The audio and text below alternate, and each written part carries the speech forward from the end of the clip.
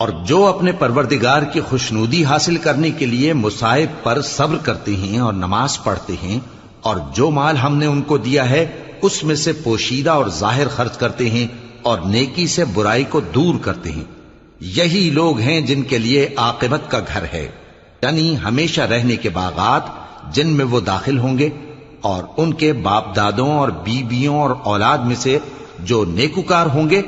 وہ بھی بہشت میں جائیں گے، اور فرشتے بہشت کے ہر ایک دروازے سے ان کے پاس آئیں گے اور کہیں گے تم پر سلام ہو، یہ تمہاری ثابت قدمی کا بدلہ ہے،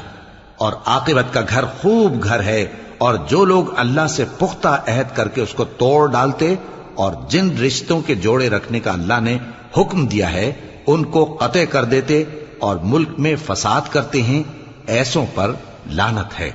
اور ان کے لیے برا انجام ہے۔